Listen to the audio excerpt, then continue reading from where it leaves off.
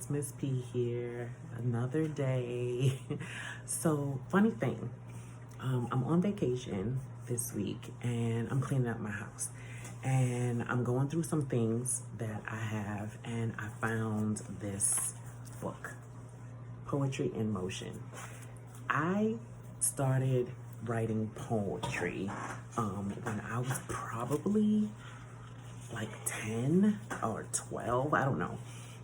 And some of the poems, I actually have them dated. I'm not going to read any of them, but I just want to talk about New Year's resolutions. That's what this is about.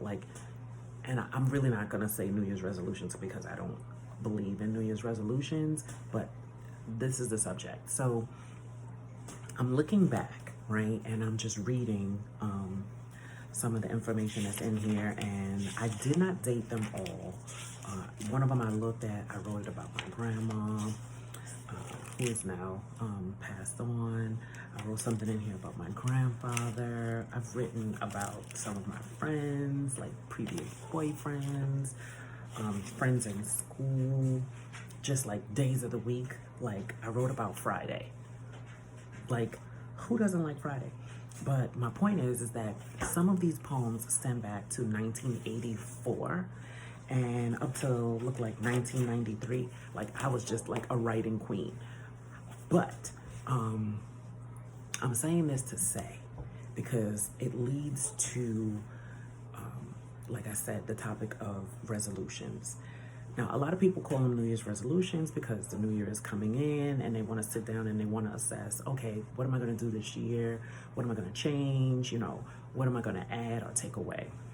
I don't necessarily think New Year's resolutions are a thing. And the reason why I say that is because how many times have you sat down and said, oh, I'm going to go on a diet? You start out real good. First 30 days, 45 days, working with your church or however you decide you want to do this. You and the girls going to the gym, you know, you and your brother, sister, whatever, and everybody's all gun-ho. And then somewhere in the avenue of March or April, when the weather starts to get a little bit better, you forget that you had a resolution. How many times have you wrote down a list of things that you wanted to do, and somewhere in the avenue of March, and I'm going to stay with March, it's like you don't even know where that paper is, right? I say New Year's resolutions are just something to do. It's just something that people say, but it's really not something that people follow. They don't follow it through.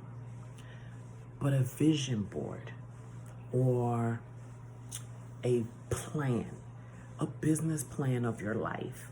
I mean, people sit down and draft plans about work, and you'll go to work and you'll do whatever your bosses say your job requires you to do. You'll map stuff out, you draw flow charts, everything, but you won't do that for your personal life. And I'm trying to understand, why not? I go to work every day and I'm always creating stuff, manuals, documents, sending emails, drafting dissertations and all kinds of things like this. But when it comes to my personal life, I can't sit down and map it out the same way, draw a nice flow chart, put it in a PowerPoint, make a presentation. Is not my life important? Is not what I want to do valuable? Of course it is. So I'm saying all of this to you because I actually do it. What I do for my profession, I'm definitely going to do for myself because I am valuable. And here's the thing. In order for you to be worth anything for anyone else, to include your employer, you have to know you, understand you, and have your life in order. Because if your life is not in order, nothing else will work out. It may look like it's going to work out, but it's not going to last, right? So you have to get all your ducks in a row. So my suggestion, and again, every time I send a video or make a video, I'm only making suggestions, is to do a vision board. I have a vision board, and on my vision board is my life plan, right? So what is a life plan? A life plan, in addition to my vision board, is step-by-step instructions and directions on the things that I want and how I'm actually going to achieve them. Because you could sit here and say, hey, you know what? I want to buy a Tesla. And I want to buy this Tesla by 2023. Okay, boo, how you going to get that Tesla? What you going to do to make the money to get that Tesla? Do you know someone that works at Tesla? Are you going to Tesla? Did you test drive the Tesla? Are you sure that that's the car that you want? These are things that you have to sit down and analyze and put the steps in motion. Go and test drive the Tesla. Put yourself in the car. Vision yourself in the car. Turn the steering wheel. Go for a test drive. Honk the horn. These are things that you're never going to forget. And if you feel good in it, you're going to be like, oh yeah, I'm going to get this. I'm going to get this. Because now you've already experienced it to the point where it feels like it's yours. So you're going to go and put some things in motion. You're going to get that second job or open up that business or that great idea that you had. You're going to get it copyrighted, and then put that out there in the atmosphere and see what it generates for you. But you have to have a plan. And again, a plan is just, in my opinion, a superseded version of a resolution, right? It's just a more intense version of what a resolution should be and how you're going to put that in motion to make it happen. So my suggestion to you all is to go out there and get that done. Just take a few moments. It may take some hours. I'm not going to lie. It's going to take some hours, and it may even take days, because it's going to require you to do a little research. It's not something you can just say off the top of your head, write it down on a piece of paper, and that's it. You have to do some research, because you're going to have to figure out how to implement it, how you're going to get it done. And once you figure out how you're going to get it done, you got to write those steps out. So here's my suggestion to you. Get a pad, get a pencil, and just start writing out. And don't put a whole lot of stuff, because I'm going to be honest with you, the year is going to come with a whole bunch of other things thrown your way that you're not going to expect. So you have to be realistic about the things that you can actually accomplish. And it's okay if you don't get everything done. The point is, focus on 2 or 3 very major things. Write those things down. Put what it takes to achieve those things, the steps, the resources that you're going to need, and time frames. If you have to do something and it's going to take you a month, then you plan that out. And you see where it's going to take you 6 months down the line, 3 months down the line. And here is another thing. Your resolutions don't have to all be done in that year. Your plans don't all have to be done in that year.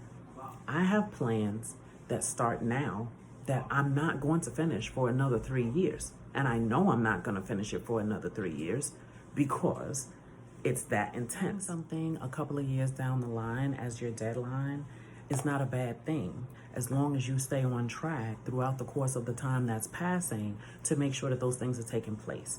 So for instance, I went back to school. When I went back to school, I knew I wasn't going to graduate in a year because I had a lot more classes that I needed to take. So I gave myself like a 3-year plan, right?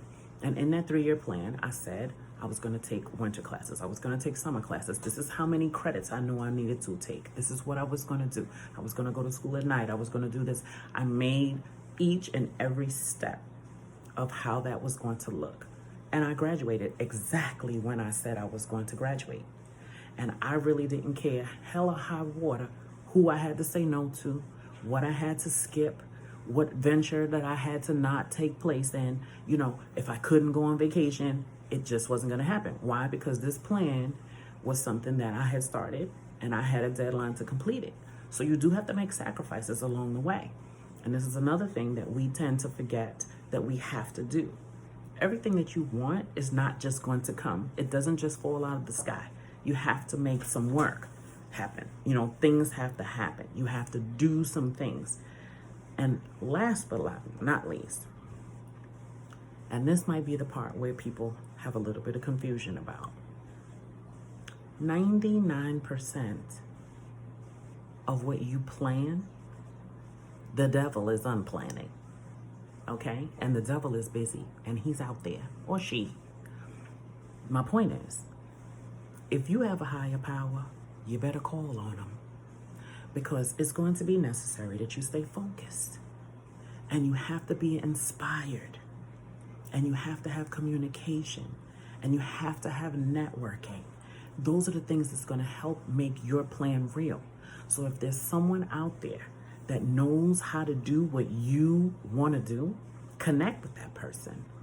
Find out what they've done, because hey, no need to reinvent the wheel. If someone has a solution to your problem or a better route to the end of your solution, then go ahead and follow their route. It's nothing wrong with that. The bottom line is you achieved your goal. Yes, you might have had to lean on the shoulders of another, but that's why we're here, right? That's why I'm doing these videos too, because I just want to share some of my information with you. It's going to be up to you, though, to put all of that in motion. So I just wanted to share that with you today.